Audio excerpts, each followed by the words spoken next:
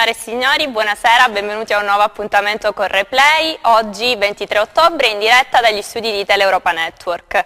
Partiamo dalla Serie A, partiamo dal Crotone che perde in maniera abbastanza sonora a Genova contro la Sampdoria per 5-0. Crotone che mercoledì avrà da affrontare anche la Roma in casa all'Olimpico per il turno infrasettimanale. Per quanto riguarda la Serie C, arriva finalmente la prima vittoria al San Vito Marulla per il Cosenza di mister Braglia, che vince per 2-1 contro il Bisceglie. Vince anche il Rende in casa con la Paganese e pareggia la Reggina sul campo del Monopoli. Stasera ci sarà il posticipo che vedrà impegnato il Catanzaro a Trapani. Partiamo subito con presentare i nostri ospiti. Alla conduzione Franco Segreto. Buon pomeriggio, grazie Silvia. Oggi sarà una bella puntata ricca anche di documenti. Ringraziamo il nostro Pippo Gatto che come al solito non ci fa mancare nulla. Poi i nostri ospiti, partendo dalla mia destra, mister Franco Giugno. Buonasera. Per il Cosenza Calcio Massimo Loviso, autore anche di una rete proprio sabato. Buonasera a tutti. Posso dire una cosa a proposito di Loviso e del Cosenza Calcio? Visto che dopo 40 giorni, dopo aver avuto mister Fontana, abbiamo un rappresentante del Cosenza Calcio e di questo vogliamo come rete ringraziare la società, l'ha detto stampa Gianluca Pasqua, perché insomma 40 giorni poi senza avere un interlocutore del Cosenza, ma naturalmente lo spieghiamo perché finora, siccome si è sempre giocato di sabato, a lunedì il Cosenza Calcio ha ripreso sempre gli allenamenti e quindi alle 15 non è mai possibile avere un rappresentante della società oltre magari a qualche dirigente, quindi le ringraziamo. Siccome si giocherà lunedì prossimo in posticipo a Lecce alle 20:45 in diretta su Rai Sport, quest'oggi la squadra riposa e il Cosenza Calcio appunto dopo aver ha soddisfatto una nostra richiesta con appunto la venuta di Massimo Loviso. Grazie per aver accettato l'invito. Grazie a voi, volentieri, molto volentieri. E per concludere il nostro opinionista fisso Aldo Cennamo. Salve, buongiorno a tutti, salve. Grazie a tutti di essere intervenuti qui oggi in studio con noi. Franco, allora partiamo dalla Serie A. Il Crotone perde 5-0, un risultato bugiardo secondo te oppure un risultato che rispecchia la partita? Sicuramente rispecchia la partita, ne avevamo parlato la scorsa settimana che il Crotone dopo aver mancato la vittoria sul Torino avrebbe avuto due trasferte molto pesanti, la prima a Genova contro la Sampdoria e poi la seconda giocherà praticamente mercoledì alle 20:45 contro la Roma perché ci sarà un turno infrasettimanale. Diciamo che il risultato non ammette discussione, il risultato tennistico, e lo ha dichiarato anche lo stesso Davide Nicola, troppo forte la Sampdoria di Giampaolo di questi periodi, troppo debole il Crotone, che ho l'impressione che deve tornare nuovamente con i piedi per terra perché insomma, le sconfitte cominciano a pesare ancora di più, quei 6 punti in classifica al momento dicono tanto ma non dicono nulla, anche perché le altre di bassa classifica ieri hanno perso tutte, ha perso appunto contro la Juventus del nostro amico Aldo Cennamo l'Udinese, ha beccato tantissimi gol, ha perso diciamo, la Spalla, ha perso il Benevento, insomma diciamo che non è cambiato nulla, potrebbe cambiare qualcosa nel turno infrasettimanale ma il Crotone deve immediatamente voltare pagina. Andiamo allora ad ascoltare le parole di mister Nicola nel post partita e poi rientriamo in studio per i commenti dei nostri ospiti. Una sconfitta dove abbiamo incontrato una squadra molto forte per noi in questo momento. Sicuramente i 2 gol presi nei primi 20 minuti non hanno agevolato la possibilità di poter portare avanti un certo tipo di strategia perché siamo dovuti praticamente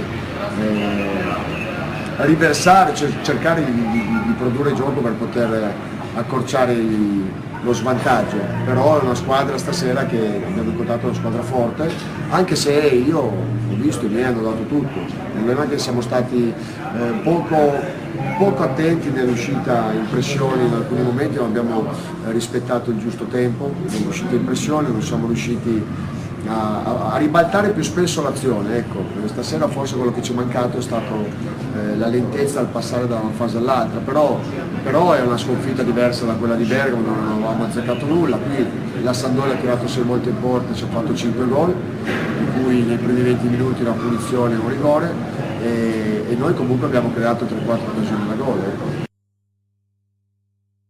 Allora, Mister Junior, risultato pesante in vista anche di una nuova partita dopo appena 2 giorni, come lo commentiamo? Ma c'è poco da commentare, lo diciamo da un bel po', ma lo diciamo dall'anno scorso. Cioè, allora, questo è frutto di un campionato che i poteri forti vogliono per forza 20 squadre. Non è possibile, bisogna assolutamente ridurre le società perché... per evitare questi squilibri enormi. Non ci sono mai stati nel campionato italiano. Una volta si diceva che il campionato italiano era più difficile perché il famoso Ascoli poteva vincere a Torino.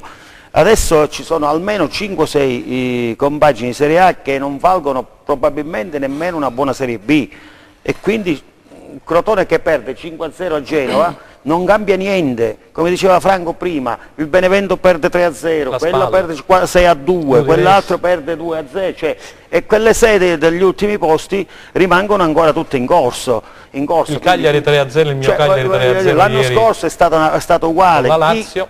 Chi gestisce il potere del calcio deve capire che questo deve essere cambiato, perché non è più in assoluto il più bel campionato del mondo, come si diceva una volta. In Italia, mi ricordo fino a 5-6 anni fa, un attaccante che produceva 20 gol in un'annata era un fenomeno.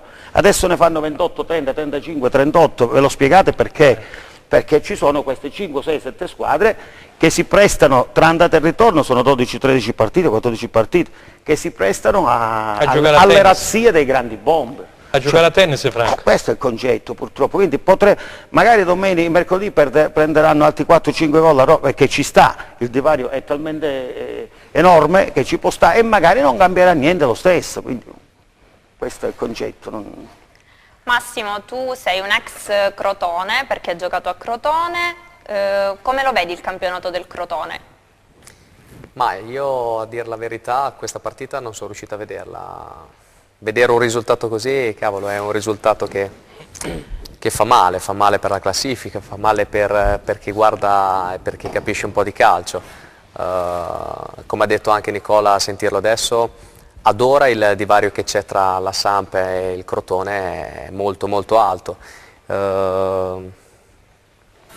Confronto, diciamo, a qualche anno fa il calcio è diminuito un po' in qualità, e quindi si deve ritrovare e quindi diminuire quella forbice, quel divario che adesso c'è, e quindi solo con il tempo si può fare. Aldo, che partita sarà Roma-Crotone?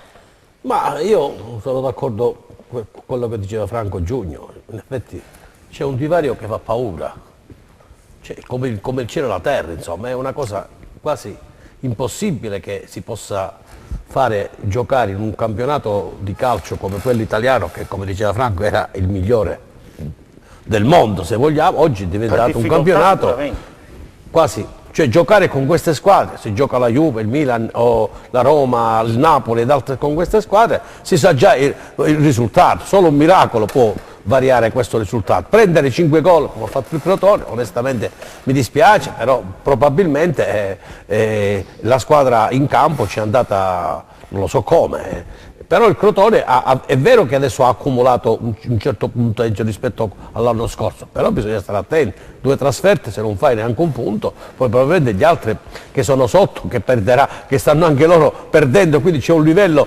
pauroso sotto, probabilmente resterà ancora invariata la classifica. Però fino a quando può restare invariata la classifica così? È successo già l'anno scorso, il Crotone si è salvato all'ultimo minuto, perché purtroppo le altre squadre erano inferiori oppure alla pari del Crotone. Un po' di fortuna probabilmente salverà, bisogna vedere qualcosa, cioè noi bisogna mettere qualche altro puntello, perché altrimenti il povero Nicola i miracoli non li può fare più.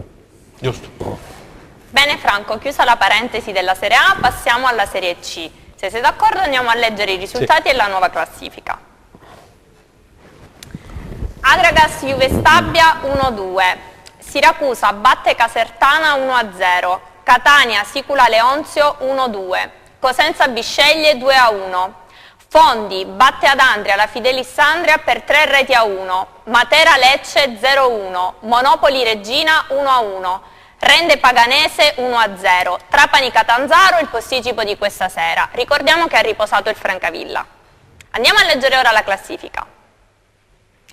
In testa troviamo il Lecce a 23 punti, il Catania a 19, 18 il Monopoli, 17 Siracusa e Matera, 15 Francavilla, 14 Trapani, Rende, 13 Reggina.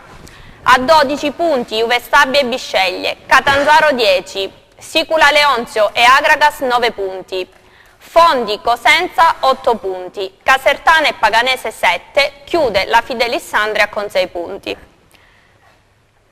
Allora Franco, il Cosenza non è più ultimo, quindi Meno male, dovevamo essere lassù, dietro il però Lecce. qualcosa si inizia a muovere. In più tanti risultati a sorpresa, abbiamo visto appunto la sconfitta del Catania in casa, Sì. abbiamo visto la vittoria del Rende che così totalizza 4 risultati utili consecutivi. Facciamo il punto su quello che è successo in questa giornata. Grazie ad Enzo Leonetti che manda la grafica, grazie a Giuseppe Costanzo in regia e grazie a Michele Cava che dirige la Camera. Risultati a sorpresa, dicevi tu, quello del Fondi per esempio, davano tutti per sfacciati, invece è andato a vincere in trasferta, un risultato importante, così come importante è stato il risultato che ha ottenuto la Sicula Leonzio per 1-0 contro il Catania dei nostri amici Lucarelli, Blondet e Tedeschi. Nessuno si aspettava questo risultato, anche perché Rigoli, l'amico Rigoli, era in odore di esonero, era già tutto pronto, sapevamo gli addetti ai lavori che c'era Pippo Pancaro anche allo stadio a vedere la partita, però insomma Rigoli in qualità di ex ha rimandato tutti a casa e quindi rimane saldamente sulla panchina della squadra di Lentini. E poi per quanto riguarda diciamo, le calabresi, c'è da dire che la Regina ha ottenuto un ottimo pareggio in trasferta a Monopoli, era passato in vantaggio con Marino, poi c'è stato il solito Genchi, questo ragazzo che è abituato e ha il gol nel DNA.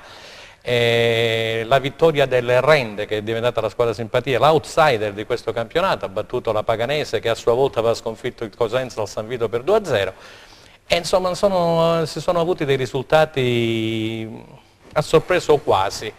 E per quanto riguarda Rende e Regina sono nella zona playoff, mentre il Cosenza, che ha ottenuto la prima vittoria interna di fronte al pubblico amico, non è più ultimo come giustamente dicevi tu, insomma 3 punti importantissimi, la seconda vittoria di Braglia, la prima in trasferta a Reggio Calabria contro la Regina e la prima al San Vito Marulla, quella che si è disputata sabato contro il Bisceglie per 2-1, gol di Loviso che è qui con noi, poi lo sentiremo, il pareggio di Petta e poi il gol vincente di Mungo che a parer mio, a parere anche degli altri colleghi, è stato il migliore in campo. Benissimo, andiamo allora a vedere gli highlights di Cosenza Bisceglie, sì, dalla regia. E magari li facciamo commentare pure a Loviso, vai insieme a me. Ricordiamo le reti, 21esimo del primo tempo e 32esimo e poi la vittoria centrata al secondo tempo. Da Mungo. E allora Cosenza in maglia rossoblu, sotto maglia rossoblu a strisce orizzontali e poi c'è il Bisceglie con la maglia bianca. I colori sociali sono nero-azzurri come quelli tanto cari al nostro direttore che è tifoso dell'Inter. E allora qui c'è un calcio d'angolo e una rovesciata che termina alta sulla traversa. Cosenza che attacca ancora in area di rigore e qui c'è appunto il penalty che viene assegnato dall'arbitro. C'è un fraseggio tra Dorazio Mungo, la palla va, eccola qua, Dorazio la mette per Mungo che la rincorre, arriva Petta, ex Siracusa, me lo ricordo questo difensore centrale, che manda per le terre Mungo e l'arbitro Schirro di Nichelghina assegna il calcio di rigore che batte Loviso, poi ci dirà come si è assunto questa responsabilità perché sembra che il pallone tra i piedi del calciatore del Cosenza scotti, Loviso.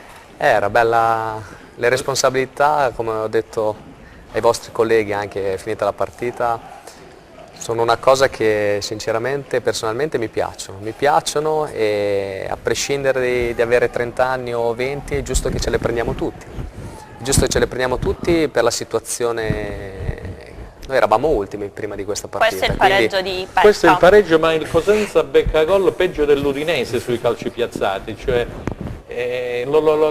si verificava con Fontana e si verifica adesso con Mister Baglia, anche se ha cercato di farmi marcare non più a zona, magari più ad uomo, vero? L'ho visto? Sì, è una cosa che stiamo valutando, ma io dico sempre, quando si va in campo, a prescindere di marcare a uomo a zona, è sempre l'atteggiamento in cui vai a fare determinate cose, quindi è una cosa che vogliamo migliorare, che stiamo lavorando.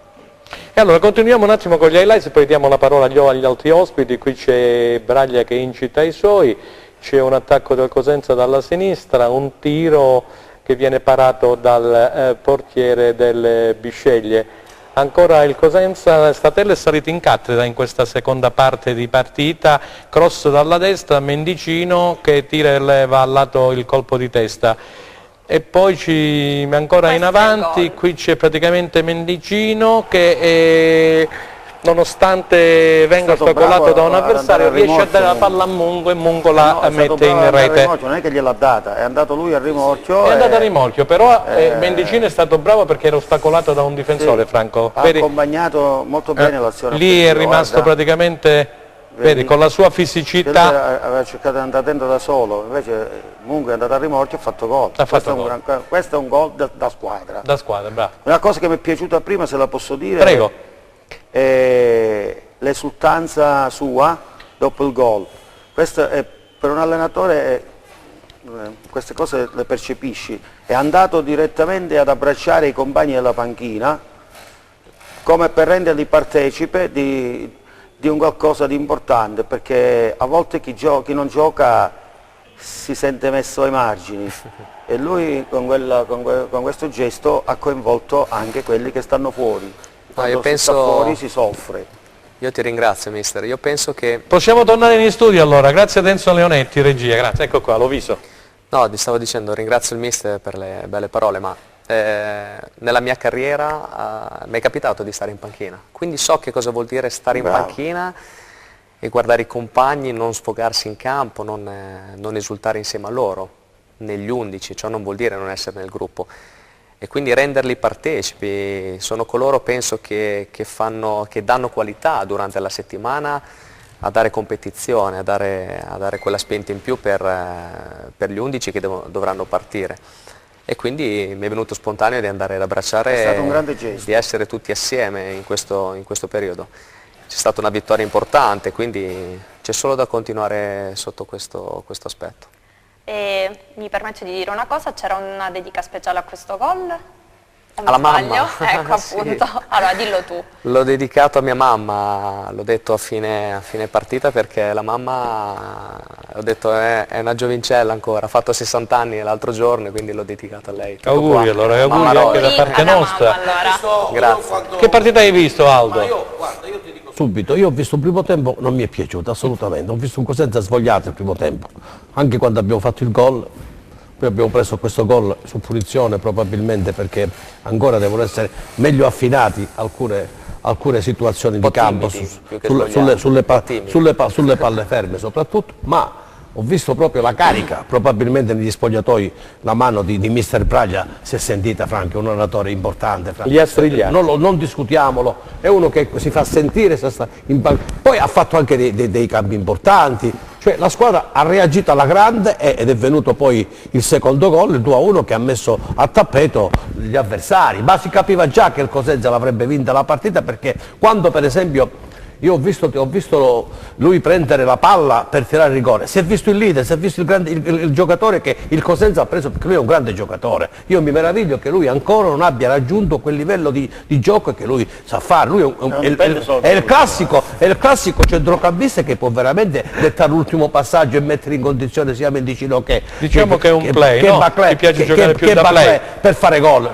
Probabilmente l'infortunio oppure con il cambio, tante cose succedono nella testa del giocatore. Lui è il simbolo di questo. Io ho visto il simbolo del Cosenza in lui, quando ha preso il pallone, il rigore lo tiro io perché faccio gol e ha portato il Cosenza in vantaggio. Poi la sfortuna ha voluto che abbiamo preso quel gol, ma il secondo tempo c'è stata la sua grande voglia di giocare. Statella che ha fatto una partita meravigliosa sulla fascia destra, e soprattutto Mungo è stato un combattente su ogni pallone. Cioè, ho visto veramente la forza di questa squadra, se c'è questa determinazione, questa voglia, io penso che fra 4-5 domeniche il Cosenza si troverà dall'altra parte della classifica. E noi lo vogliamo.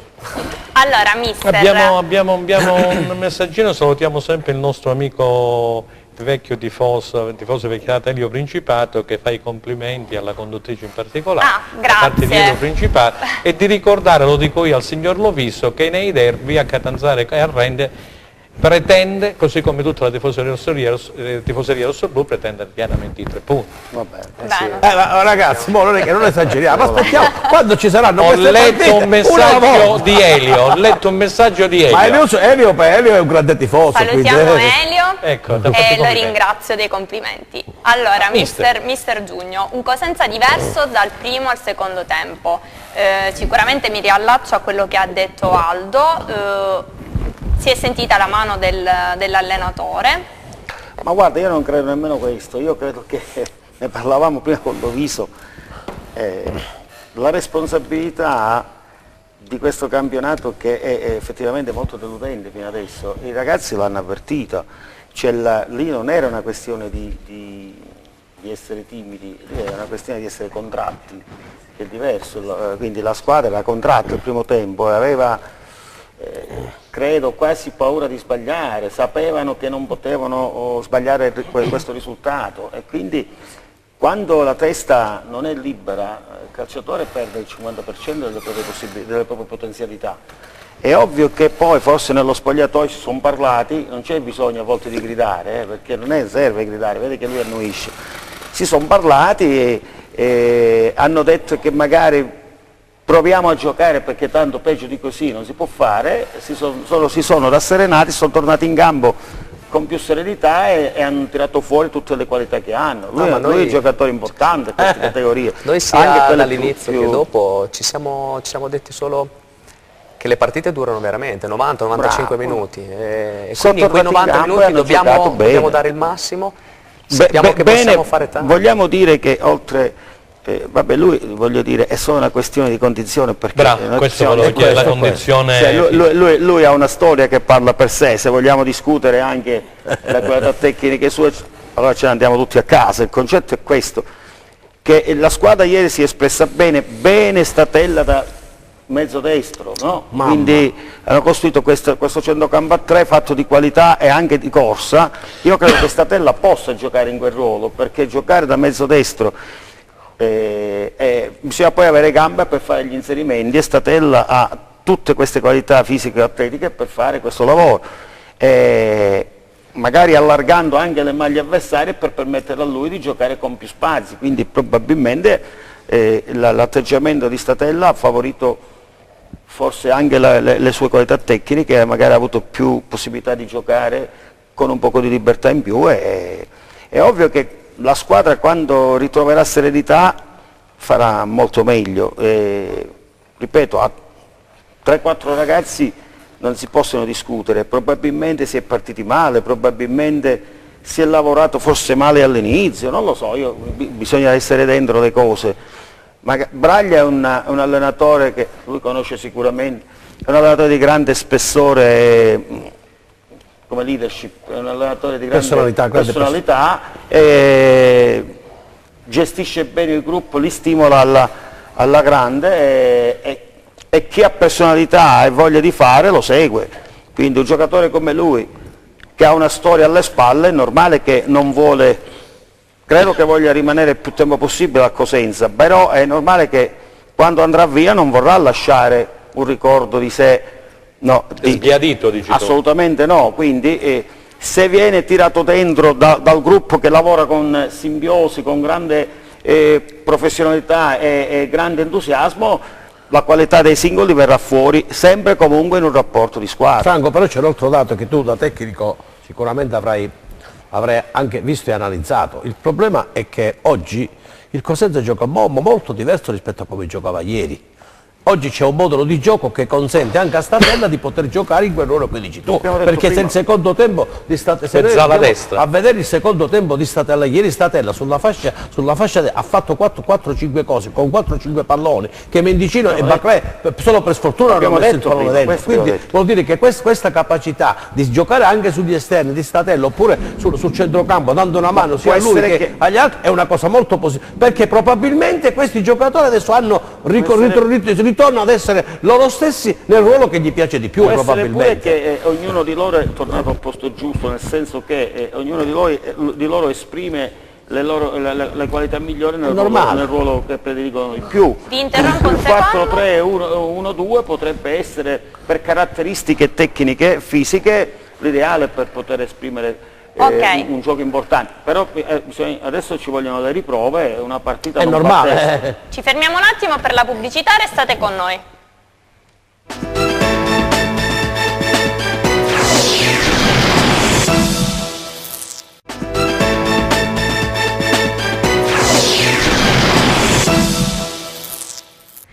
Rientriamo in studio per la seconda parte di Replay. Allora, Massimo, finalmente sono arrivati 3 punti che sicuramente fanno sia classifica che morale, ma la strada ancora è in salita. Che cosa ha sofferto il Cosenza di questa prima parte del campionato, secondo te? Che idea ti sei fatto? Ma noi siamo partiti e siamo andati sul palco a dire determinate cose, ma perché le pensiamo e perché le vogliamo. Una società sana, ambiziosa, un nuovo direttore, un nuovo mister, una squadra con uno zoccolo duro importante dell'anno scorso. E ci siamo fatti, diciamo, e abbiamo detto determinate cose, quello di voler provare a vincere, che questa è una cosa sicuramente difficile, che come ho detto prima e lo ripeto, bisogna prendersi delle responsabilità. Ritrovarsi dopo 7, 8, 9 partite in una posizione di classifica fino a qualche giorno fa ultimi sono difficoltà che ci sono e che le stiamo piano piano con una vittoria, piano piano diciamo portando avanti. Però veramente noi adesso è il momento di pensare a un obiettivo che è quello di partita dopo partita, perché non si può pensare adesso, ed è reale dalla classifica, di pensare di fare cose grandi adesso. Veramente noi dobbiamo pensare di partita in partita e diventare ancora di più squadra. Franco, volevo farti una domanda. Abbiamo visto un cambio in porta dopo diverso tempo, cioè dopo forse, aiutami tu, due stagioni piene. Perina è stato sempre titolare fisso, tant'è che Saracco ha giocato solamente le partite di Coppa e mi pare qualche ultima di campionato. Perché? Perché è successo questo? Perché Perina inizialmente non era adatto, a mio avviso, gliel'ho detto qui a mister Fontana, a giocare con i piedi e fare il narciso della situazione, la buonanima di Mancini quando giocava con Zeman nel Foggia, con i piedi giocare praticamente sulla lunetta dell'area di rigore. Questo perché? Perché Perini è un abituato a giocare tra i pali, uno molto forte, quindi nella gestione Fontana non si trovava a suo agio. Anche perché poi il Cosenza ha beccato dei gol veramente da matita blu, da Jalaps li ho definiti io qualche volta, con quella difesa altissima come giocava mister Fontana. E quindi lì si è sfiduciato il ragazzo. Se teniamo conto, come ho spesso sottolineato, che non c'è più Federico Orlandi che lavora per l'Olbia, che era il suo punto di riferimento, la sua bussola se vogliamo, inizialmente c'era un ragazzo che si era portato Fontana, adesso c'è Fischetti, per lui un in bocca al lupo per il futuro come preparatore di portieri, e vorrei fare anche un in bocca al lupo a Roberto Chiuzzi, che è stato sottolineato anche da mister Braglia, è uno dei collaboratori più affidabili praticamente di questo staff tecnico. Ecco, è un Perina sfiduciato, è un Perina poco sereno, è un Perina che ha beccato gol che in altre situazioni, nello scorso anno, 2 anni fa, magari non avrebbe mai preso perché tra i pali è imbattibile, e allora per me ha fatto bene mister Braglia a mettere un attimino in panchina, a farlo rasserenare, a farlo rifiatare, a fare ritrovare il Perina vero e quindi a dare spazio a Saracco, perché per quanto mi riguarda si è comportato bene. Oltretutto questo ragazzo di Torino che viene dalle giovanili del Toro non ha mai messo una parola, detto una parola fuori luogo, è sempre stato in panchina, tranquillo, e l'anno scorso il contratto sì, il contratto no, poi finalmente gli è stato rinnovato e quindi è stata premiata, diciamo, il suo attaccamento ai colori rossoblù. Bene, andiamo ad ascoltare le parole di mister Braglia nel post partita. Ma Statella da parte mia non è mai stato dimenticato, perché io sono arrivato qui e alla prima partita l'ho messo dentro. Poi è chiaro che anche noi, non conoscendo nessuno, io ho tirato un pochino a cercare di sistemare un po' la squadra. Le prime 3 partite io non ho fatto assolutamente niente. Posso aver anche sbagliato a mettere in campo qualcosa. Però Statella per questa squadra è un giocatore importante, lui ha bisogno di giocare, ha bisogno di trovare il ritmo, perché nel primo tempo ha fatto fatica, non era né carne né pesce. Nel secondo tempo ha spinto e ha messo 3 palloni importanti in area dove noi si potevano sfruttare meglio, ma Statella è un giocatore importante per noi. Io penso che a noi ci dà noia questa situazione, molto. Io non ho mai giocato in un campo brutto come questo, devo dire la verità. Io non so di chi è la colpa, non mi interessa, però un campo così è vergognoso per la categoria. Ne ho trovati che c'era un po' di bozzi, quello fa parte della categoria, però così non puoi giocare. Dopo 5 minuti si iniziano ad alzare zolle, tutto. È un problema per noi, anche perché comunque con questa Statella possiamo uscire in velocità e non lo facciamo, anche perché molte volte ritardiamo il passaggio. Mister, il campo, uno dei campi più brutti della categoria, dice Mister Il San Braglia. Vito, Il San non è Vito mai che stato così. È sempre stato un campo meraviglioso. Beh, se lo dice c'è da credergli. L'aveva detto pure Fontana però. Io lo capisco perché una squadra che ha giocatori di qualità e soprattutto nelle partite interne ha bisogno di un terreno di gioco perfetto per sviluppare le proprie teme di gioco, se no diventa un dramma. È molto più semplice giocare per chi sta con 9-10 giocatori dietro la linea della palla e poi ripartire. Io che devo giocare, trovare gli spazi, cercare quindi la precisione, il passaggio a uomo, il passaggio verticale, se il campo non te lo consente, molte volte perdi 1 o 2 tempi di gioco e l'avversario si mette a posto. Quindi se lo ha detto con grande determinazione, definendo il terreno di gioco del San Vito vergognoso, qualcuno si deve assumere le responsabilità, perché questo per storia e tradizione è stato sempre uno dei terreni di gioco più belli d'Italia. Se negli ultimi tempi si è rovinato, qualcuno avrà delle responsabilità e se ne dovrà assumere le colpe. Dicevano Viso? No, hanno detto, e ho capito che lo devono mettere a posto, lo stanno seminando, lo stanno cercando, anche lo stesso campo, il San Vitino l'hanno messo a posto, hanno fatto le nuove irrigazione per far sì che il campo penso sia uno strumento molto importante per noi giocatori. E quindi sia il campo da gioco della domenica che il campo d'allenamento devono essere, però ho capito che ci stanno lavorando. Sì, dai, sono sincero, io sono dentro, non è nelle condizioni, in condizioni ottime, però dai, fiduciosi perché hanno detto che lo vogliono mettere a posto. Che è successo in settimana? Ho preso una bella botta, è stato un amichevole contro la Mantea, ho preso una gomitata dai 4 punti. Più 3 della vittoria in 3-4 giorni mi ha fatto 7, no, a parte gli scherzi. Sono cose che possono capitare, quindi adesso... Ma io vado un po' a ritroso, leggermente, voglio riprendere il discorso di Franco per quanto riguarda la preparazione del portiere e dell'atletica. Salutiamo Luigi Pincente, ecco, salutiamo Luigi Pincente che è il nuovo preparatore atletica. Il precampionato secondo me ha visto un pochino protagonista il Cosenza, nel senso che è negativo per me. Perché da quel momento in poi si è trovato sempre un Cosenza, secondo me, non fisicamente, io l'ho visto che non stava bene, proprio lo dico senza nulla togliere a chi ha preceduto Braglia. E anche il portiere, secondo me, ha subito l'allontanamento di Orlando poi se n'è andato ad Olbia, mi pare, non so dove sia adesso, quindi sta facendo la sua carriera, sarebbe rimasto probabilmente a Cosenza, e Fontana e Trinchiere sono portati tutto lo staff dietro, è rimasto solo Trinchiere mi pare, quindi Braglia, lo ha detto tra le righe, si capisce, probabilmente ha preferito quello che io da più tempo sostengo e lo sostengo anche stasera.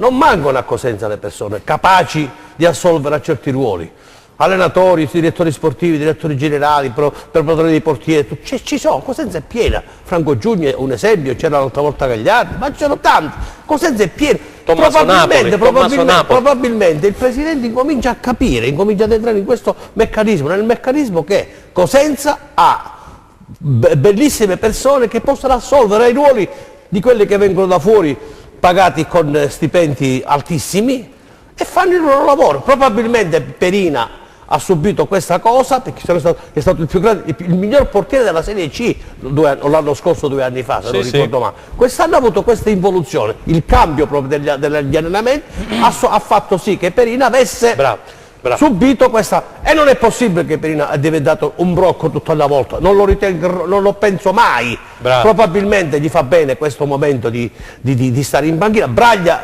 ha messo in campo Saracco, ha messo in campo anche il nostro Chiuzzi, che è una persona eccezionale, cioè tutta gente del posto, quello che io sosterrò sempre. Cosenza è piena di questo, quindi valorizziamo i nostri professionisti e le nostre professionalità. Franco Giugno, Gagliardi ed altri sono pronti ad assolvere a questi ruoli. Ce ne sono tanti, Franco, ce ne sono tanti. Franco, non perché Franco è qui, Franco ci voglio bene dalla vita, però è così, dobbiamo cercare tra di noi le persone giuste, perché hanno il cuore, l'anima e sono dei tifosi soprattutto. Quando uno è tifoso, Franco, ci mette l'anima, quando uno viene per venire a passare il tempo e qualcuno è venuto a passare il tempo a Cosenza, probabilmente il Cosenza si trova ultimo. Per fortuna che oggi incominciamo a prendere quella rotta giusta per portare il Cosenza fuori da questo e vederlo tra le squadre in alto della classifica. Era col Presidente, Silvia. Era col Presidente, sabato. Ma io sono amico del Presidente, io sono onorato di essere amico del Presidente. Ti abbiamo visto confabulare là. Una persona per bene, abbiamo parlato di tante cose, abbiamo parlato anche di questa situazione, ci siamo detti tante cose. Io, Franco, tu lo sai che quando ci parlo non ho peli sulla lingua, alcune volte lo bastono pure, però onestamente che gli puoi dire a questa società? Gli stipendi li paghi, i giocatori stanno bene, probabilmente a dicembre vedremo qua quello che succede in questo campionato, quante squadre subiranno poi la revisione per quanto riguarda i conti e via dicendo, che succederà? Questa classifica potrebbe essere invertita. A Cosenza questo non avviene, così come non avviene a Rennes. Questa è una società perché è gestita managerialmente, con tutte le colpe che può avere il Presidente, che sbaglia sicuramente, però onestamente non gli puoi rimproverare nulla. Le colpe di cui parli tu è perché si è circondato forse di persone che probabilmente, non lo so, non sono... Franco, guarda, il Presidente è una persona, di calcio non ne capiva nulla.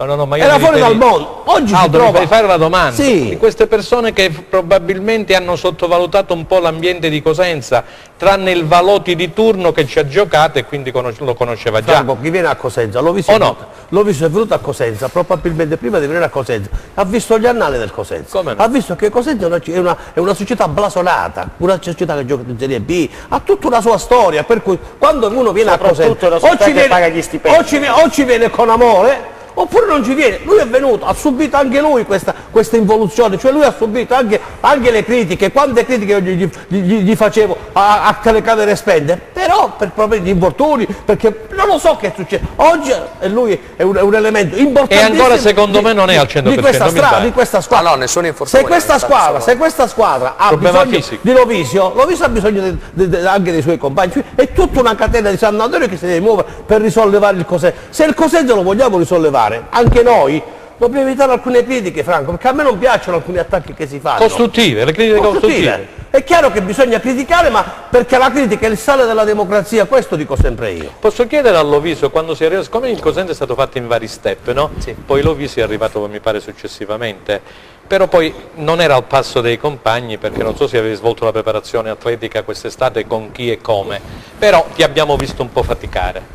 Sì, sono arrivato a fine preparazione, sono arrivato a fine luglio, ho fatto una preparazione a Bologna, all'Esio Kinetic di Bologna, quindi ci vuole sì il tempo necessario, biologico, per mettersi al passo con i compagni, però era un periodo periodo nuovo, che dovevamo metterci a posto fisicamente. Adesso come stai?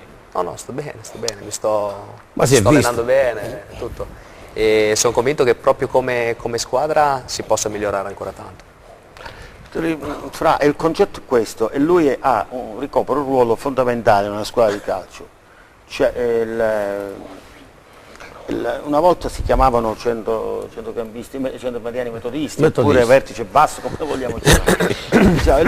Da lui dovrebbe partire il gioco della squadra. È ovvio che il progetto deve essere funzionale anche alle caratteristiche sue, perché se noi abbiamo preso Loviso perché da solo ci vincesse le partite, siamo fuori strada, perché quello lo faceva solo un giocatore al mondo, lo ha fatto, in linea di massima, ed era Diego.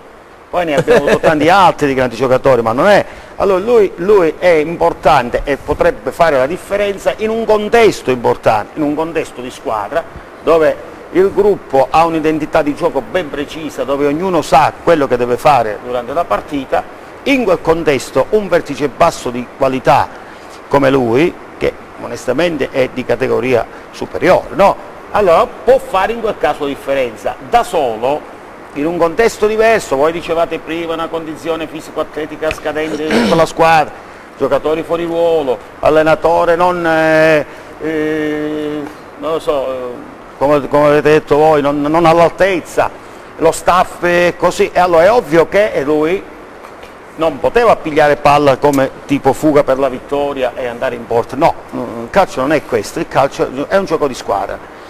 Braglia credo che stia trovando la quadratura del cerchio, ci sta lavorando. Questi 15 giorni di sosta, come diceva pure lui, sono stati importantissimi per l'allenatore, che ha detto: io molti giocatori non li conoscevo, quindi attraverso il lavoro, magari la doppia seduta, il parlare con i giocatori, molte volte è più importante parlare col giocatore che fare una seduta di allenamento, per capire il suo stato d'animo, le sue caratteristiche, dove predilige giocare di più, dove si esprime meglio. Il parlare, il quotidiano è fondamentale. In questi 15 giorni sicuramente sono migliorati e lo si è visto ieri, miglioreranno ancora, sia dal punto di vista dell'aspetto tecnico, tattico, fisico-atletico, ma soprattutto mentalmente, perché le vittorie sono la migliore panacea.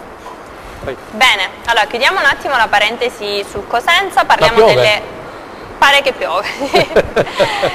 Chiudiamo la parentesi sul Cosenza e ci ritorniamo dopo per guardare, dare giusto un'idea del prossimo turno del Cosenza, e passiamo a Rende. Rende che vince in casa con la Paganese una sua diretta concorrente in chiave salvezza, quindi una partita importante che dà morale, che allunga la scia positiva della squadra di Trocini, che comunque si trova ad avere 4 risultati utili consecutivi. Quindi Franco, andiamo a vedere gli highlights, li commentiamo insieme. Commentiamo anche con Mister Giugno. Allora, Rende maglia biancorossa e la Paganese in tenuta azzurra. È stata una partita per lo più equilibrata, ci sono state, come dire, belle azioni da una parte e dall'altra. Il Rende con il suo 3-5-2 e qui c'è un'azione mi pare per Vivacqua, Franco, no? Che viene poi anticipato dal portiere Gomis, che è il fratello del portiere della Spalla, caro Loviso. Sono i famosi 3 fratelli Gomis che giocano tutti e 3 in porta. Hanno forzato più volte questa giocata, la verticalizzazione di Marchio direttamente. Qui c'è un attacco della Paganese, c'è un cross, ma nessuno è lesto ad arrivare a prendere la palla. Ancora il Rende in avanti, c'è un cross dalla sinistra che viene messo in calcio d'angolo da un difensore della Paganese. Qui c'è una bellissima azione per il Rende, ma è Gomis a sventare ancora la minaccia. Paganese in avanti, ribaltamenti di fronte, Franco, da una parte e dall'altra. Sì, ma non ho visto. Qui c'è Forte praticamente che tocca la palla va sulla traversa. La partita abbastanza tattica, sobria. Il Rende gioca un calcio sobrio, essenziale, concede molto poco all'avversario e non si riversa con tanti giocatori nella metacampo avversaria, preferisce attendere e ripartire. È una squadra difficile da battere. La Paganese tra l'altro aveva vinto 2-0 a Cosenza. E anche sabato. Qui c'è una battuta, la squadra ha meritato la vittoria. Per il Rende ancora Gomis, è una squadra molto concreta. Mette la palla in acqua. Questa è una bellazione della Paganese. C'è una sortita sulla destra con un cross in aria, arriva tanta fame. Mi pare Ciceretti questo qui, no Franco? Sì, che ma batte di sinistra. Guarda, la differenza tra Rende e Paganese è questa, che il Rende è una squadra sicuramente organizzata nella fase non possesso, concede poco, riparte bene, ma soprattutto ha tanti giovani che hanno fame, tanti giovani che hanno voglia di mettersi in mostra e quindi corrono e ti mettono in difficoltà. Questo è il gol, mi pare. Sì, c'è una battuta d'angolo e arriva qui Rossini, anticipa tutti e mette la palla alla sinistra di Gomis. E qui termina la partita, 3 punti pesantissimi per la formazione di Brunello Trocini, 4 risultati utili consecutivi. Vediamo il replay. Ripetiamo, sì, il replay, come la nostra trasmissione. Lì non ha chiuso il terzino sinistro, dov'era? Questa è sicuramente una cosa provata in allenamento. Sì. C'era un blocco, lui si è tirato via con una mezza luna. Qui c'è ancora una punizione. Ha fatto gol, insomma, vedi, sono pratici, costruiscono quelle 3-4 situazioni da gol importanti, ma concedono quasi Bravo Gomis qua a respingere la punizione del giocatore del Rende. Ancora Rende in avanti sulla destra e qui l'attaccante viene anticipato dal difensore centrale. E qui c'è praticamente un tiro che va sull'esterno della rete, quindi molti capovolgimenti di fronte, un'ottima occasione anche qui per la Paganese e siamo in chiusura, ancora il Rende su calcio di punizione e qui per Gomis però è semplice. Possiamo tornare in studio e parlare del Rende con i nostri ospiti. Torniamo in studio, allora Aldo, Rende a 14 punti in classifica. Playoff, zona playoff. Zona playoff. E a inizio campionato sicuramente questa non era pronosticabile, questa situazione rispetto alla situazione in classifica del Cosenza. Ma guarda, per me non è più una sorpresa il Renzi, ormai è una realtà. Una squadra che sta facendo 14 punti, si è messa in quella situazione di classifica, quando va in campo probabilmente ha una tranquillità in più rispetto agli altri. È chiaro che vincere in casa con la Paganese, una squadra che ha qualche risultato fuori casa, anche a Cosenza è venuta a prendere 3 punti, fa del suo e via dicendo, è un fatto importante. Il Rende è una società importante, una società seria, ragazzi. Ha un presidente importante, ha un allenatore importante, ha tutto uno staff nostro, diciamo, di Casareccio, ecco, per cui si è affidato a tutto questo. E oggi raccoglie i frutti e i risultati, ha programmato bene, ha giovani importanti che li sta mettendo in campo e probabilmente il prossimo anno potrebbero fare il salto di categoria. C'è tutta una cosa, ecco perché per me non è più una sorpresa, anzi è una squadra che probabilmente ancora avrà tanto da dire e non mi sorprenderei se il Rende arrivasse tra le prime 10. Massimo, questo Rende che il Cosenza affronterà mi pare i primi di dicembre, il 3 dicembre, sì, vero? Sì, il 3 dicembre.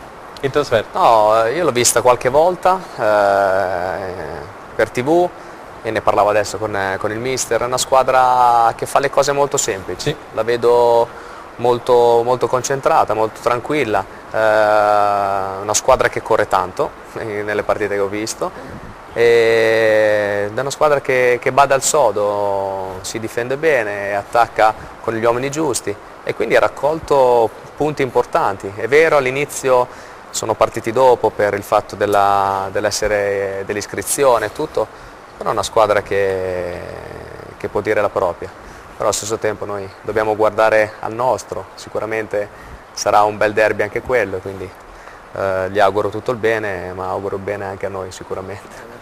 Franco, questo Rende?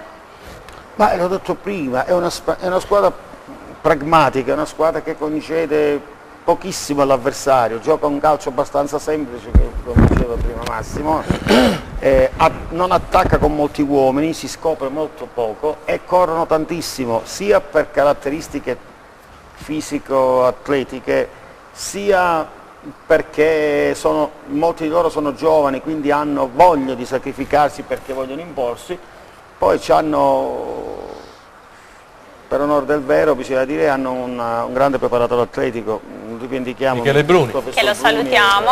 Salutiamo il nostro prof Michele Bruni. Questo non viene mai per caso, quindi Michele è molto bravo, ma da sempre è molto bravo, quindi noi vincemmo insieme nel 2003, quindi figurati.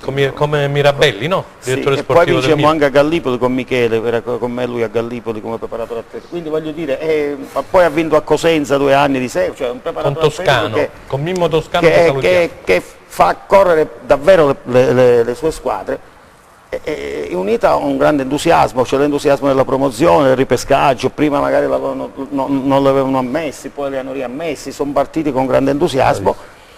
E raccolgono quello che stanno meritando. Ripeto, è una squadra che non è che produce un grande calcio, però è una squadra molto sobria che concede niente o quasi niente all'avversario. Poi una volta che fa il gol è difficile poi riacciuffare. Attacca con non tanti uomini, però quando ripartono sono pericolosi perché sono anche molto veloci, quindi stanno facendo un bene. Andiamo ad ascoltare le parole di mister Trocini. La speranza, la convinzione che potessimo essere una squadra fastidiosa da incontrare e questo lo stiamo rispettando e ne siamo felicissimi. è anche vero che non siamo neanche un terzo di campionato, quindi fare questi discorsi quasi come un voler tirare le somme è prematuro assolutamente. Ci godiamo questa vittoria, ci godiamo questi 14 punti che sono in questo momento per noi un bel gruzzoletto e rimaniamo terribilmente piantati a terra con i piedi, perché sappiamo che arriveranno partite difficili, arriveranno momenti difficili, arriveranno situazioni nelle quali magari i risultati degli episodi non ti sono a favore, per cui sappiamo qual è il nostro ruolo in questo campionato, sappiamo che dovremo sudare ogni partita per far punti. Abbiamo fatto una bella partita, soprattutto il primo tempo dal punto di vista tecnico abbiamo creato tanto, abbiamo fatto quello che di solito dire proviamo durante l'allenamento è un po' scontato, però è la verità, perché contro una squadra come la Paganese dovevamo necessariamente fare un certo tipo di gioco. Dovevamo necessariamente mettere alcune caratteristiche temperamentali in campo che non devono mancare mai e oggi l'abbiamo fatto, a mio avviso, anche con qualità, perché il primo tempo io ho contato almeno 4 palle pulite, il secondo tempo, a parte il gol, abbiamo anche creato, rischiando veramente poco in tutta la partita. Io ricordo il secondo tempo un contrasto che la palla è rimasta lì sul giocatore, sul numero 8 della Paganese, che ha tirato in porto, dove abbiamo rischiato un pochino, ma era comunque un contrasto di gioco, una situazione un po' casuale, e un tiro da 30 metri il primo tempo, insomma. Quindi questa è una cosa che mi riempie d'orgoglio. Allora, ci fermiamo per la pubblicità e restate con noi, rientriamo in studio per il terzo e ultimo blocco di replay. Da oltre 30 anni MPM Terna è azienda leader nel settore della stampa pubblicitaria. Da noi troverete un'ampia scelta di abbigliamento sportivo per squadre di calcio, enti ed associazioni, la più vasta gamma in pronta consegna della Calabria di coppe, targhe, trofei e medaglie. Realizziamo targhe con tecniche di lavorazione innovative. Per informazioni 0984 40 24 22. 11.000 metri quadri, più di 100.000 articoli. Mondo e risparmio. Infinita scelta tra casalinghi, mobili, fai da te, abbigliamento, calzature ed elettronica. E mentre tu fai shopping, i tuoi bimbi si divertono nei 500 metri quadri di area giochi completamente gratuita. Mondo e risparmio. Ogni giorno è un buon giorno per risparmiare. Presso Parco Commerciale Campus, Contrada Cutura, strada statale 107 Rende. Il sorriso rende più belli. Dental House, il dentista di famiglia che aspettavi. Chiama e prenota la tua prima visita con panoramica e check-up dentale gratuiti al numero verde 800 180 105.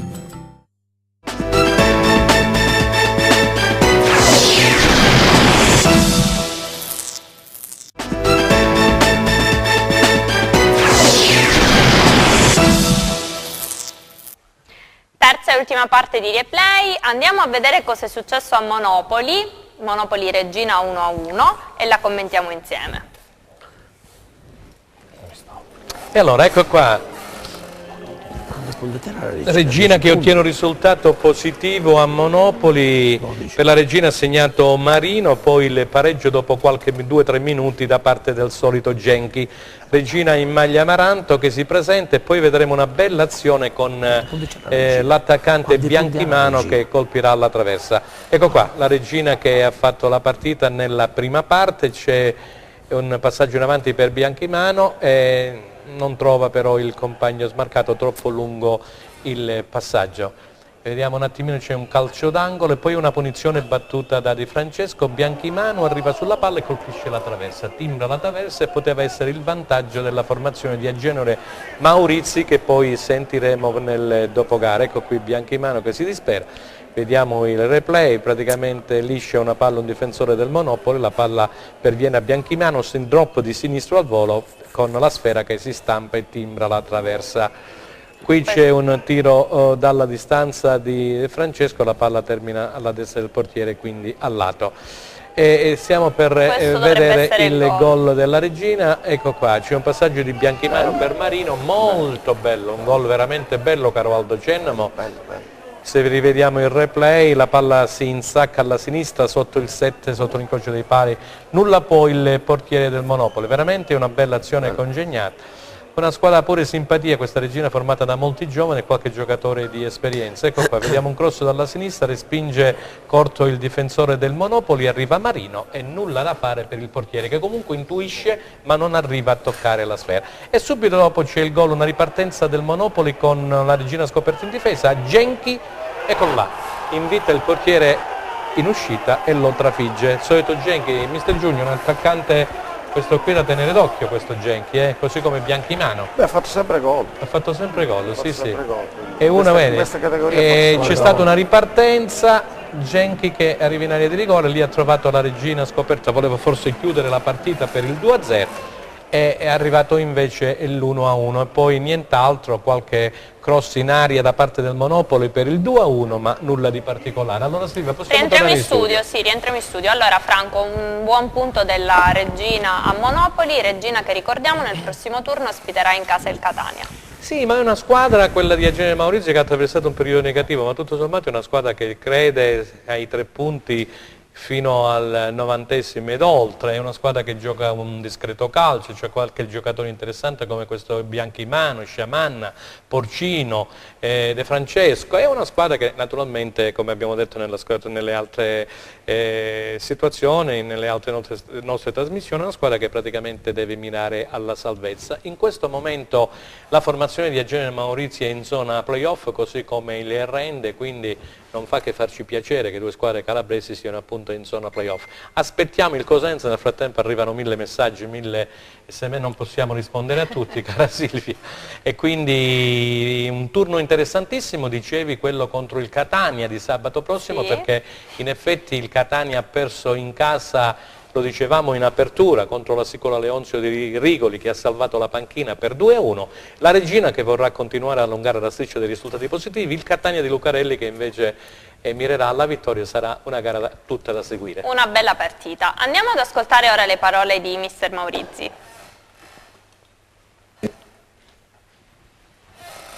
Mi dispiace che abbiamo fatto Aldo, ricordati che ti ha mandati 38 minuti di ottimo calcio, molto presente nella metà campo avversaria, fuori casa, quindi un calcio di pressione su un campo non bellissimo e abbiamo sbagliato forse qualche passaggio, qualche ripartenza di troppo, però abbiamo anche gestito, abbiamo fatto un gran gol, abbiamo gestito bene alcune situazioni di gioco, purtroppo non dovevamo passare più minuti senza subire il pareggio perché è stato un pareggio proprio un'ingenuità pazzesca. È stata una vostra ingenuità clamorosa, insomma vi siete fatti bucare. Beh, c'è anche Monopoli, vuol dire sì, oltre alla nostra ingenuità sono stati bravi chi ha fatto con anche mi ricordo Sunas per Genchi. Sunas per Genchi è una palla in profondità, noi non dovevamo assolutamente avere quell'atteggiamento, però vabbè, quell'atteggiamento tattico, però va bene così, ci sa che si può sbagliare in una partita un tempo, poi abbiamo sbagliato comunque, dopo abbiamo concesso 2 o 3 ripartenze sempre nel primo tempo con chi abbiamo giocato al Monopoli e quindi va bene.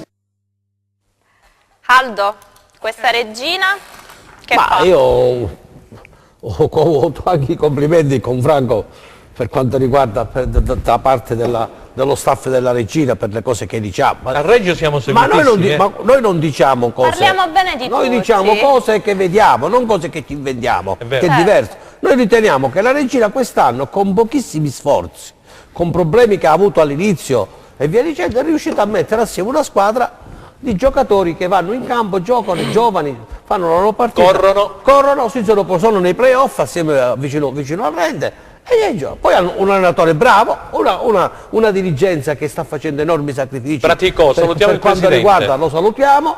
Quindi a tutti, io sono stato a Reggio la settimana scorsa, mi sono incontrato anche con alcuni amici tifosi perché conosco tanta gente per il lavoro che ho fatto.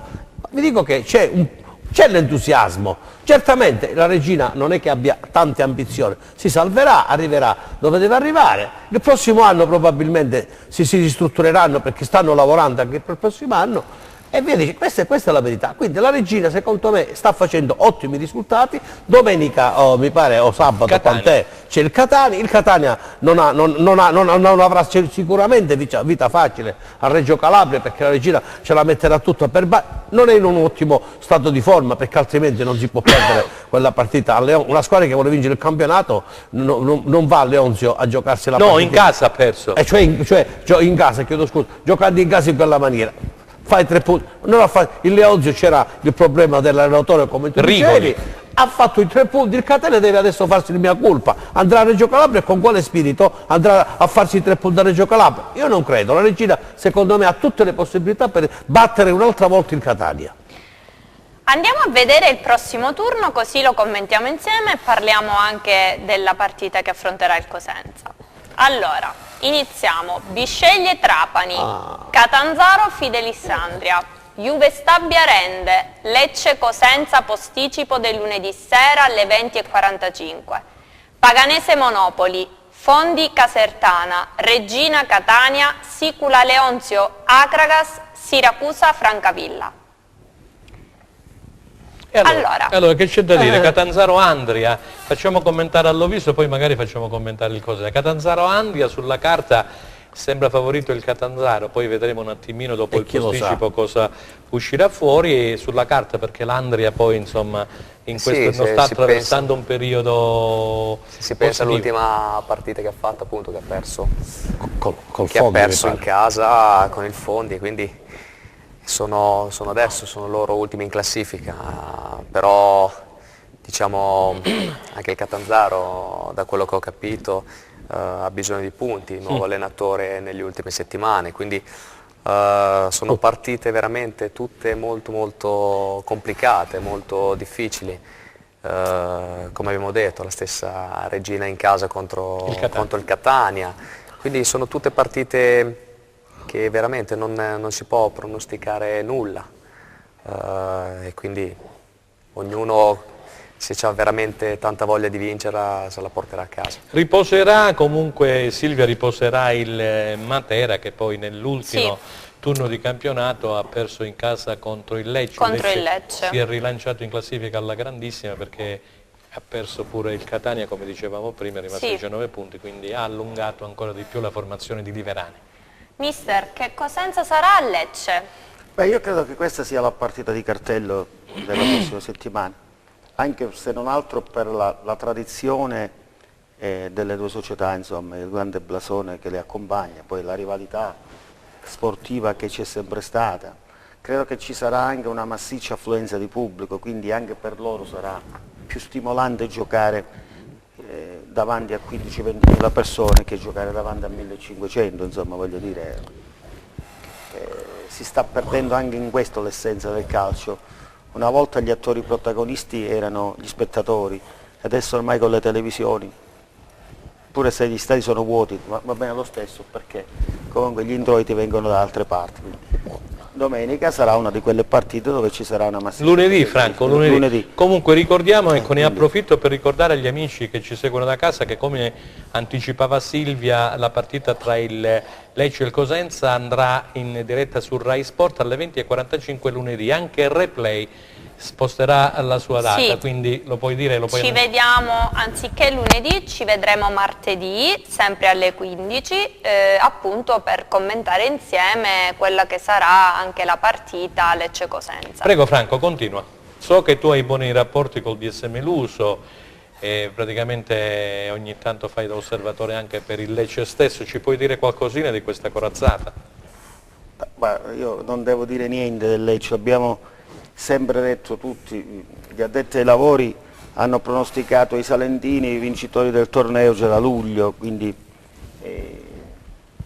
in realtà hanno una rosa molto molto competitiva, molti di questi sono giocatori che farebbero grandi cose anche in Serie B, quindi stanno rispettando il pronostico, il che non è semplice rispettare i pronostici, come diceva prima Massimo, il Cosenza avrebbe dovuto fare un grande campionato e non è riuscito a mantenere le aspettative, quindi non è semplice rispettare i pronostici. Beh, io devo vincere e vinco, non è così, quindi stanno facendo grandi cose, hanno avuto quel mezzo passo falso l'altra volta in casa contro l'Agrigento, però si sono ripresi alla grandissima andando a vincere su un campo difficilissimo come quello di Matera. Quindi credo sarà una partita bellissima, una partita, ripeto, la partita di cartello di questa giornata. Che è l'11ª. Dove Cosenza credo che annullerà il gap che c'è di punti, perché poi in campo andranno due squadre di grande blasone dove le motivazioni per i giocatori saranno enormi, quindi assisteremo credo a una grande partita. Massimo, che Cosenza vedremo a Lecce? Ma io penso che sarà, diciamo, Cosenza sicuramente sulla falsariga di quella che abbiamo visto la partita precedente. Sappiamo anche noi che c'è una rivalità importante in cui veramente ci tiene tanto la città, ci tiene tanto a fare bene contro una squadra che oltre al Catanzaro e al Rende è una squadra che dicono che è una specie di derby. Però noi veramente dobbiamo pensare a casa nostra, a crescere ancora, a mettere ancora qualche tassello che serve per la classifica, serve per il morale e serve per far sì che ci ritroviamo piano piano nella parte che vogliamo, che è quella dell'altra colonna sicuramente. Aldo, facciamo un po' di fantacalcio. Che formazione ti aspetti a Lecce? Nel senso, secondo te in porta sarà confermato Saracco? Io se dovessi fare una formazione metterei quella del secondo tempo che ha battuto in casa il Bisceglie. Piccole, proprio ci sarà qualche variazione, non lo so poi se recupererà qualche infortunato come Bruccini oppure Caccavallo e via dicendo, non lo so, ma la formazione del secondo tempo secondo me è la squadra che ha dimostrato che quando vuole può giocare e può giocarsela con tutti. Sulla carta, se l'avessimo giocata qualche settimana fa, avrei detto che il Lecce avrebbe fatto un boccone del Cosenza. Ma lunedì credo che il Cosenza non andrà in campo già con la testa di essere battuto, assolutamente, non lo fa perché ha capito proprio... Il Cosenza ha svoltato. Il secondo tempo della partita a me mi ha dato la sensazione, per quel poco che capisco di calcio, che il Cosenza ha svoltato e ha voluto svoltare, perché sono usciti fuori i giocatori importanti in questa squadra, Stratella, Munco e lo stesso Lovisio, si capisce facilmente, però è chiaro che il Lecce è primo in classifica, ha vinto a Matera, è una squadra blasonata come il Cosenza. Franco Giugno da ottimo tecnico ha detto bene, è una partita diciamo dove si giocano due squadre importanti. Io penso che il Cosenza da Lecce non uscirà sconfitto. Franco? Io ho sentito Loviso, ho sentito mister Giugni, adesso Aldo, insomma è una partita veramente importante per il Lecce e per il Cosenza. Il Lecce perché vuole mantenere appunto la parte alta, quindi la leadership, il primo posto, e il Cosenza che deve risalire la china dopo aver battuto in casa il Bisceglie. Per quanto riguarda la situazione del Cosenza, vedremo in settimana, si parlava prima di alcuni infortunati, tipo il Caccavallo che è rientrato, si è curato un po' fuori, vedremo come, diciamo, alle sollecitazioni come risponderà anche lo stesso Dermaco che per un problema diciamo non so se alla caviglia muscolare è uscito anzitempo nel corso della gara col Bisceglie, quindi ci sono da vedere alcune situazioni, così come anche Bruccini stesso. Vorrei chiedere appunto all'Oviso Bruccini che cosa ha accusato. Bruccini ha avuto un problema al polpaccio il giorno prima della partita, il giorno della rifinitura, e quindi aveva tra ieri e oggi aveva gli esami per vedere di che entità appunto era l'infortunio, quindi bisognerà valutare durante la settimana anche il discorso di Bruccini. Comunque io credo e penso che se il Cosenza resterà compatto, così come desidera Braglio, una squadra che ha ritrovato poi Statella da mezzala destra, con Mungo dietro le due punte, Bacletta e Mendicino, qualcosa di buono anche a Via del Mare, considerato che è uno stadio dove si può giocare a calcio, dove c'è un ottimo terreno erboso, e allora insomma Cosenza è una squadra tecnica, una squadra che, come dicevo nelle precedenti trasmissioni, deve ritrovare un po' di serenità a livello mentale, è una squadra che praticamente ricerca l'autostima. Se questa autostima è già arrivata con Lecce lo scopriremo appunto lunedì sera alle 20:45 a Via del Mare della città pugliese. Mentre stasera altra prova del 9 per mister Dionigi. Sì, Catanzaro in posticipo, una gara importante, il Trapani viene da una sconfitta, così come pure il Catanzaro stesso. e chiaramente insomma lì il Trapani vorrà naturalmente regalare ai propri tifosi 3 punti importanti, perché è stata una squadra costruita per la Serie B, con un allenatore della Serie B che abbiamo sottolineato più volte che è Calori. Catanzaro con Dionigi è stato sconfitto alla prima in casa, vedremo quello che succederà, comunque è una partita da seguire sicuramente. Franco, su Trapani Catanzaro? È una partita difficile, io credo che il Trapani sia tra le migliori squadre di questo campionato. Mi ha sorpreso moltissimo la sconfitta di Fondi, poi tra l'altro il Fondi si è ripetuto pure l'altra volta, quindi evidentemente avranno svoltato. È una partita che sfugge ad ogni pronostico. Il Catanzaro ha bisogno di vincere, perché se no verrebbe risucchiato direttamente nelle secche della classifica, quindi, ma non credo sia facile.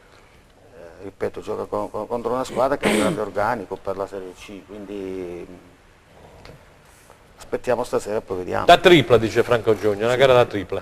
Massimo, vedrai la gara stasera? Sì, vedrò qualcosa, sincero. Vedo il Trapani una squadra con un organico importante, anche se sono stati costruiti per provare a vincere. Come abbiamo detto, con un allenatore di categoria superiore, quindi sarà una gara veramente importante. Ad ora vedo il Trapani con qualcosina in più, però allo stesso tempo, come abbiamo detto, il Catanzaro ha bisogno di punti, viene da una sconfitta, quindi il Trapani lo vedo con qualcosa in più. Aldo, ti faccio una domanda. Anche sabato abbiamo visto allo stadio un'affluenza bassa, abbiamo ottenuto i 3 punti, speriamo insomma che i tifosi tornino allo stadio, perché è importante il supporto del pubblico. Perché? Ma questo è un problema che è atavico per quanto riguarda il Cosenza. Cosenza, se vince 2 o 3 partite di seguito avrai 4-5 mila spettatori, se perdi non ci va nessuno al campo, è un errore clamoroso. Certo. La squadra va sostenuta sempre, anche quando purtroppo, come in questo periodo, il Cosenza subisce purtroppo questa situazione di classifica. I giocatori io sono stato al campo, 1700-1800 persone, con un tifo invernale che fanno questi ragazzi, perché poi bisogna anche fare un grande elogio agli ultra che fanno veramente sentire la loro presenza. Però è un peccato vedere il San Vito in queste condizioni, gli spalti vuoti. Cioè, è chiaro che se il Cosenza dovesse riprendere la china, come io ci spero, probabilmente anche il pubblico andrà a vedersi la partita. Differentemente per esempio a Catanzaro, il Catanzaro anche in questa situazione si porta a casa 6 o 7 mila spettatori ogni domenica, cioè è tutta una situazione diversa, c'è una mentalità diversa. Il Cosenza deve cambiare mentalità anche in noi tifosi, altrimenti è un peccato, perché i giocatori, gli spalti vuoti non vanno bene ai giocatori. Franco annuiva, che siamo in chiusura. Beh, ha ragione, è una situazione che va avanti da più tempo, quindi vedere gli spazi del San Vito con poco più di 2000 spettatori è davvero triste, quindi speriamo che la squadra, come diceva Aldo, abbia svoltato in modo definitivo, crei un po' più di entusiasmo. Sì, sta a noi anche trascinare, ma questo fa parte sempre delle responsabilità che dicevo prima. Sta a noi trascinare, emozionare, anche se, e questa è una cosa bella. Anche se, però, vediamo prima Franco e poi no, lo diceva Aldo, ha ragione, c'è una questione anche di cultura, cioè non si può andare allo stadio solo se sei il primo in classifica. O la ami la squadra o non la ami, poi nessuno chiede 10-15 mila spettatori, ma 4-5 mila spettatori anche in una situazione di classifica come questa, se uno ama questi colori dovrebbe farlo, come fanno a Catanzaro, come diceva. Abbiamo visto? No, sul fatto appunto di trascinare un pubblico è una cosa che parte tanto anche da noi giocatori, quindi emozionare chi ti vede, che questa è una cosa importante.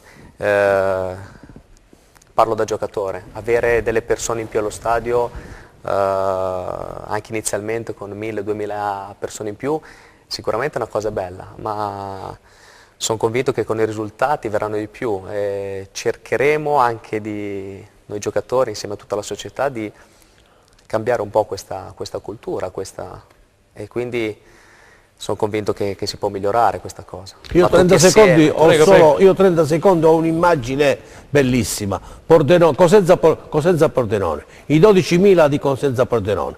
È una bellezza vedere giocare quella partita in 12.000 allo stadio San Vito è stato un forte piacere. Io vorrei vedere quei 12.000 Cosenza Pordenone. Però per fare questo, Franco, qualcuno deve incominciare a parlare anche di programmi futuri di Serie B, Franco. Ci vuole qualcuno che dica il prossimo anno puntiamo alla Serie B. L'ho visto, tu l'anno scorso eri all'F, no? Con l'Albino Leffe, non mi sbaglio. Sì. Com'era la situazione ambientale lì all'F rispetto a Cosenza? Molto tranquilla. Allo stadio? A Bergamo si parla tanto dell'Atalanta, della Dea, quindi però allo stesso tempo l'Albino Leffe è una società sana. Spettatori? Sana, spettatori, il massimo che abbiamo fatto verso la fine dei playoff sui 3.000 persone. 3.000. Società sana, una società che è piccola, però che tu pensi ha fatto 9 anni di Serie B dietro fila, non li fai così, vuol dire che c'è una base importante. Con Valotti, c'era il nostro amico Ladino Valotti? No, c'era già Giacchetta. Quindi, no, dico, la Serie B con Valotti, sì. Con la Serie B con e Valotti. Quindi, però sì, c'è molta differenza tra Albino Leffe e Cosenza, sicuramente. La scelta di venire a Cosenza, se dovessi tirare un po' le somme ad oggi? No, io sono venuto qua, ho entusiasmo, sono venuto con grande entusiasmo perché è una società e un direttore che mi hanno voluto veramente. Mi hanno fatto sentire importante, mi sento importante per questa squadra. Nice. E ho voglia di dare tanto a questa società, a questa squadra, a questa città e tutti assieme sono convinto che con i compagni possiamo dire la nostra, però passo dopo passo con grande umiltà. Bene, allora siamo in chiusura, ringraziamo... Abbiamo già finito? Oggi sì. Ricordiamo per cortesia che... Sì, allora ringraziamo innanzitutto i nostri ospiti, Aldo Cennamo. Grazie a tutti. Massimo Buona giornata. Roviso Buonasera, e mister grazie. Franco Giugno. E Franco, mio compagno d'avventura.